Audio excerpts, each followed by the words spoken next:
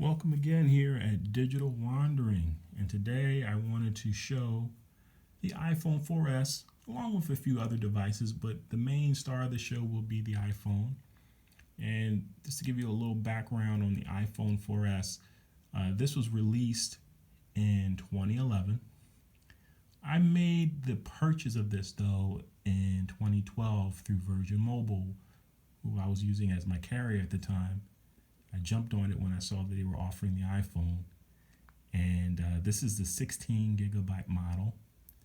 Since I was rocking with Virgin Mobile, the previous phones that I were using were also Virgin Mobile. You saw the LG Optimus V on a previous episode here at Digital Wandering. But prior to the iPhone, I was using this, which is the LG Optimus Elite is the name. And this is interesting. I only used it for a few months.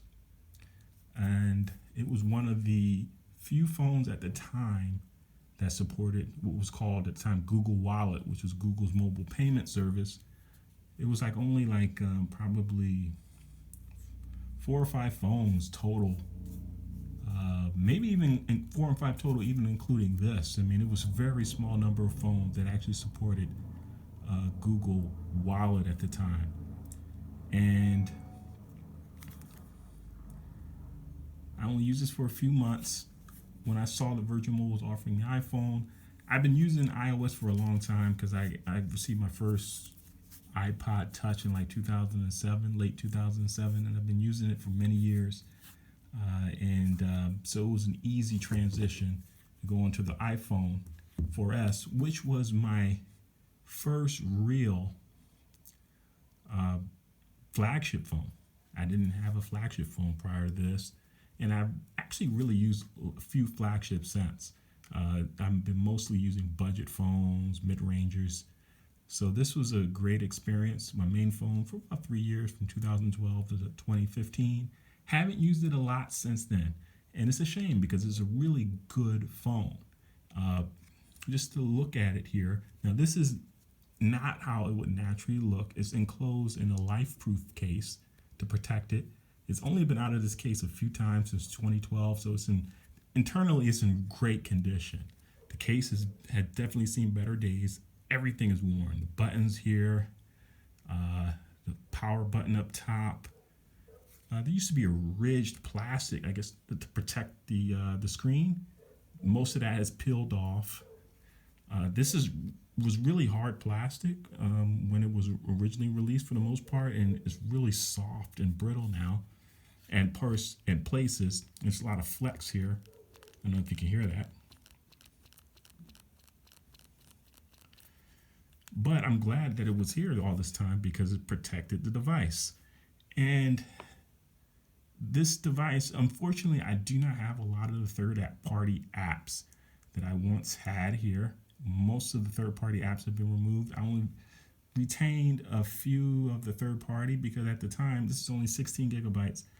I decided that I would eliminate a lot of the third-party apps if I can do the same things with those through the browser that I was doing through the third-party apps. So I think I got rid of most of the third-party apps like YouTube and things like that. This is now on iOS 9, which I think received its last update in 2014. But really, it was kind of out of support many years prior to that. I'm trying to think. Probably let me see here. No, actually, it wasn't 2014. It was probably 2016 that it really dropped most of the support for this phone. It was supported for 5 years. And actually, the last update was somewhere after 2016. Maybe 2018, I'm thinking. A few years after the mainstream support dropped, Apple, for some reason, a couple years later, sent another update to the device, which Apple mostly supports iOS versions for about a year. But there's been a few iOS versions that Apple has supported for much longer than that. One of the recent ones is iOS 12. Support for that should have dropped in what I thought would drop in 2019. and it's still supported to this day. So it's received like a couple of years of support as opposed to 1 year. Not really sure why that is. I'm currently using an iPhone SE, and that's a 2017 release, and I'm actually using it to record this video, and I'm really hoping that it will receive the next version of iOS 15. It's currently rocking iOS 14, the current version. But if it doesn't, and if Apple continues to support iOS 14 going forward, I might keep using it going forward. I do like to have a current phone that's on the latest operating system, so that's a major important thing for me. And you have these old phones rocking these old operating systems. Are they still worth it? Yes and no. And I probably will do a long-term video on the usefulness of these old phones.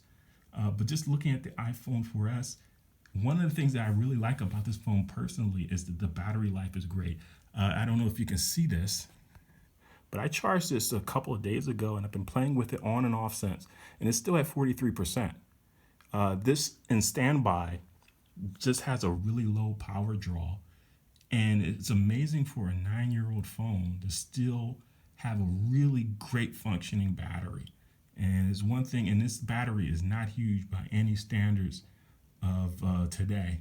Really small, but these phones at the time were very well optimized for their batteries. So the battery performance on this, especially in standby, is still great 9 years later.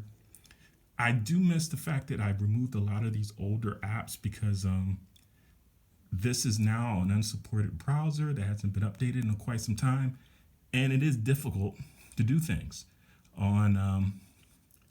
Still fairly capable on surfing the web. One thing, let's just look at YouTube here. Let's see here. And to be fair, it's not as bad as like surfing the web on the power PC machines that I have. But let's just look at YouTube here. And for whatever reason, on this device, YouTube is not that functional. And I have an iPad that's also on iOS 9. It has a YouTube app that still works, and I can also access YouTube from the browser. Why I cannot access YouTube here is I don't know, because let me just show you something. Here's an iPod Touch from 2010. This was released, and it's running iOS 6, 3 versions earlier than this. And let's just open this up. And this is an also similar situation. I don't have the YouTube app on here any longer. I removed that.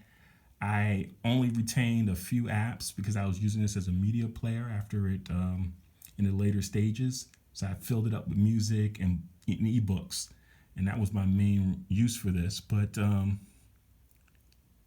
so I can't test YouTube on this using the YouTube app, but let's just pull it up in Safari, and let's just find Safari here. I don't have to move it away from the camera because I cannot see through the view screen on the camera clearly here.